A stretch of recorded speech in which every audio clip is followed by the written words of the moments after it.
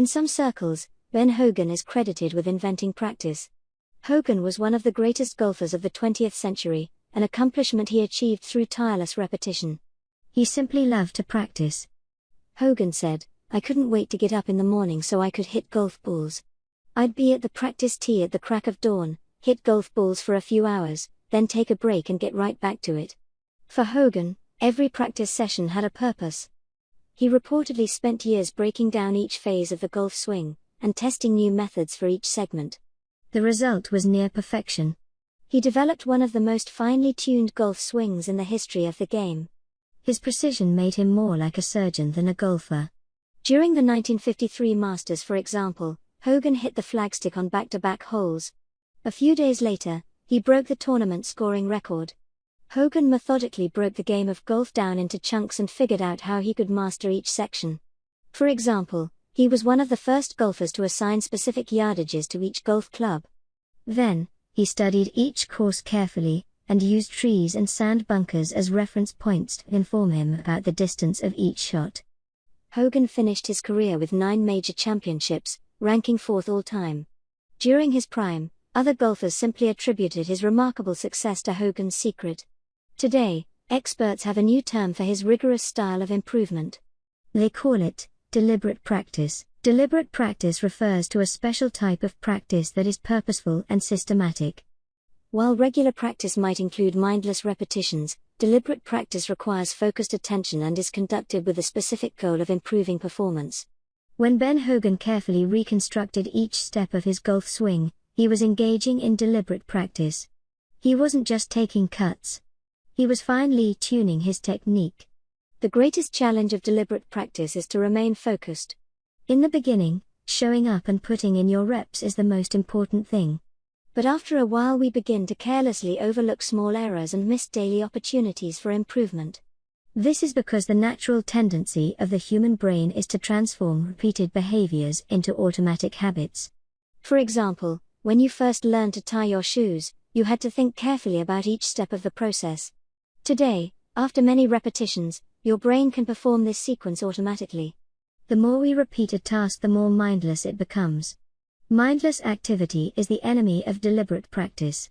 The danger of practicing the same thing again and again is that progress becomes assumed.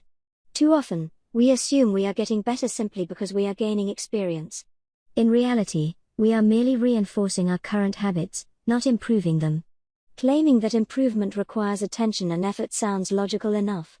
But what does deliberate practice actually look like in the real world? One example is martial arts. Josh Waitzkin, author of The Art of Learning, is a martial artist who holds several U.S. national medals and a 2004 World Championship. In the finals of one competition, he noticed a weakness. When an opponent illegally head-butted him in the nose, Waitzkin flew into a rage. His emotion caused him to lose control and forget his strategy. Afterward, he specifically sought out training partners who would fight dirty so he could practice remaining calm and principled in the face of chaos. "They were giving me a valuable opportunity to expand my threshold for turbulence," Waitzkin wrote. "Dirty players were my best teachers." Another example is chess. Magnus Carlsen is a chess grandmaster and one of the highest-rated players in history. One distinguishing feature of great chess players is their ability to recognize chunks, which are specific arrangements of pieces on the board. Some experts estimate that grandmasters can identify around 300,000 different chunks. Interestingly, Carlsen learned the game by playing computer chess, which allowed him to play multiple games at once.